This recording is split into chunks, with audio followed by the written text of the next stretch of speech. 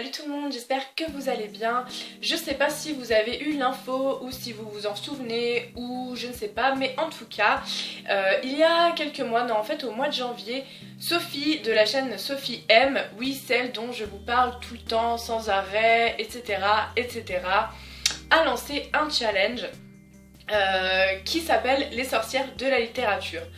Le challenge consiste en gros à lire une liste de livres écrits par des autrices que Sophie a mis en ligne sur son blog. Si le challenge vous intéresse, je vous mets la vidéo avec toutes les infos dans la barre d'infos et petite surprise, vous verrez ma tronche dans la vidéo parce que donc j'étais là pour le lancement du challenge, voilà. Quoi qu'il en soit, je vous parle aujourd'hui de la première lecture que j'ai faite pour le challenge. Il s'agit d'une bande dessinée et je pense que vous en avez tous entendu parler récemment puisqu'il s'agit de le tome 1, du tome 1, voilà, des culottés de Pénélope Bagieux. Donc vous voyez un peu la couverture brille, donc c'est génial.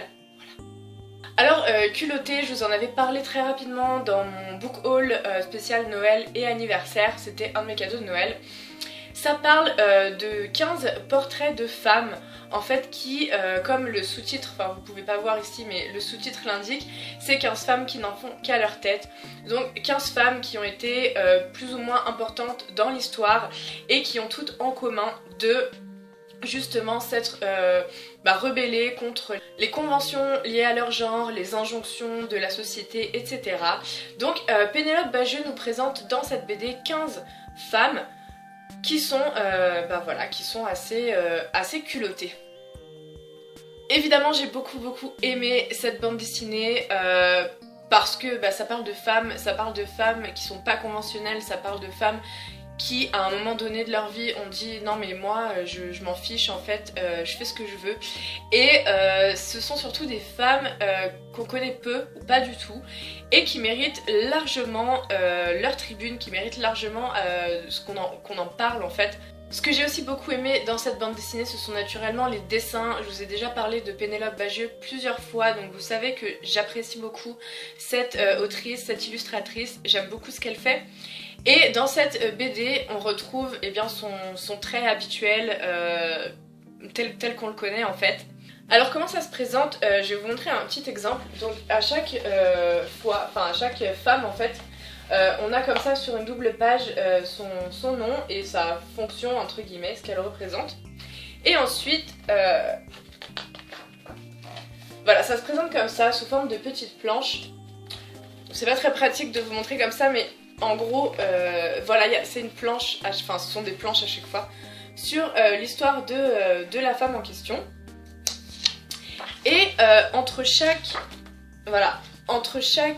portrait, on a sur une double page comme ça une illustration qui résume en fait le portrait de la femme qu'on vient de voir. Et je trouve que ces illustrations sont très belles. Je vais essayer de vous en trouver une autre. Je les aime vraiment beaucoup. Alors il y a celle-là que j'aime beaucoup aussi. Voilà, donc entre chaque portrait en fait on a une double page comme ça avec des dessins, des illustrations très colorées. Je trouve que ça apporte beaucoup à la BD parce que niveau visuel c'est vraiment génial.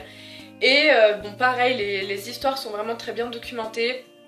Il y a des histoires plus courtes que d'autres, mais ça reste toujours très intéressant. Ce qui est aussi très cool avec cette BD, c'est qu'elle ne met pas seulement en scène des femmes blanches, mais elle met aussi en lumière toutes les femmes en fait. Il y a beaucoup de femmes européennes, américaines, mais on parle aussi de femmes africaines, de femmes australiennes, de femmes chinoises. Oui, il y a une femme chinoise. Voilà, et c'est très diversifié et c'est ça aussi qui fait la force de cette BD pour moi, c'est que ça nous ouvre à des femmes de divers horizons et de diverses cultures, donc c'est un gros point fort pour moi. Le tome 2 vient de sortir fin janvier, j'ai vraiment très hâte de le lire parce que c'est toujours super intéressant d'apprendre comme ça de nouvelles choses et de découvrir des femmes un peu différentes et dont on n'a pas entendu parler.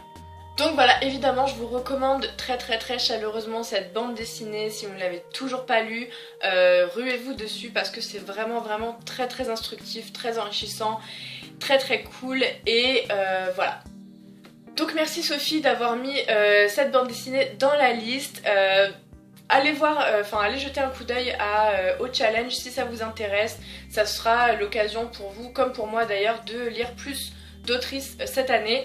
Et en attendant, je vous retrouve très très vite avec une nouvelle vidéo. J'espère que celle-là vous aura plu, que je vous aurai donné envie de lire cette bande dessinée.